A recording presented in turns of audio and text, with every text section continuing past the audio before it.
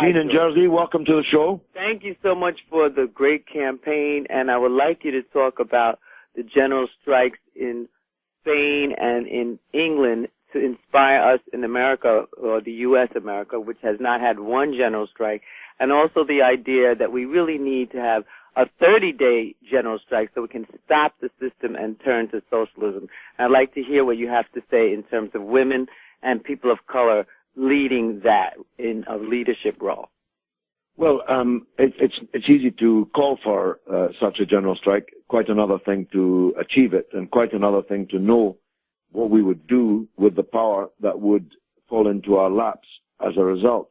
We're a long way from that, either in Spain or in England, and much further away from that in the United States. But there's another issue that has to be faced by progressive people. We don't live in an era where general strikes mean what they meant, because the workforce is wholly different from the workforce in the 30s, the 40s, the 50s, even the 60s. We live in a very different economic and social picture. It's not different in its fundamentals, but it's different in its makeup. And there are huge numbers of people that need to be won to the progressive cause who are not organized workers, who are not in unions, and for whom the idea of a general strike is meaningless. There are small business people, there are people who are unemployed, there are people working in professions for whom a general strike is meaningless.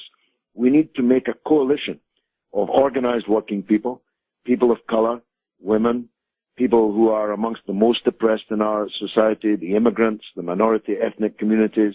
We need to find ways of bridging all of these things, because they are what makes up the 99%. The 99% are not blue-collar, trade union card-carrying people for whom a general strike is the obvious answer. I have no doubt that in any revolutionary situation, general strikes would be a part of the developments that were going on.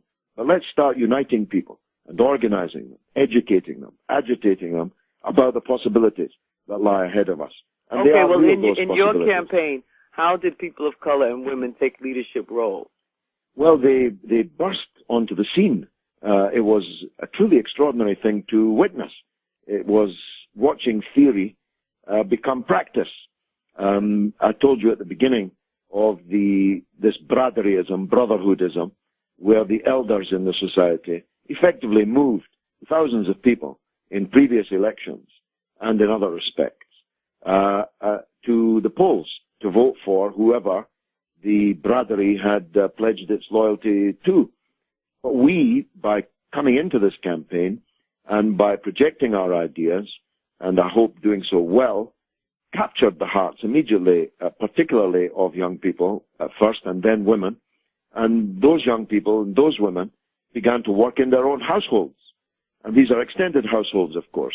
It's not just ma and pa and the kids, it's ma and pa and the kids, and her ma and pa and his ma and pa and his sisters and brothers.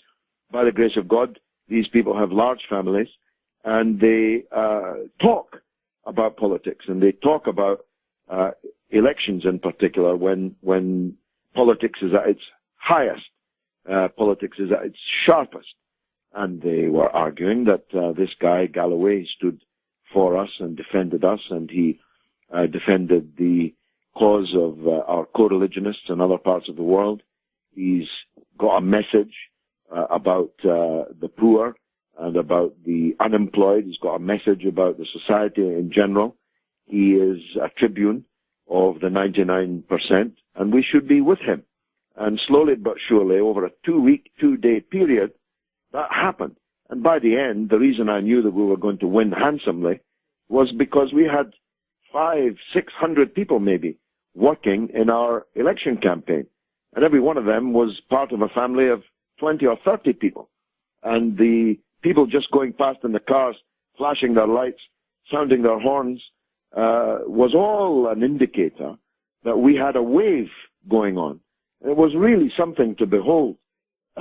Unfortunately, it was all off the radar. Nobody was reporting it, though obviously people are now trying to piece it back together again, because this story, more than 10 days later, nearly 2 weeks later, is still the biggest political story in the country. And it's good to be at the center of that, I must say.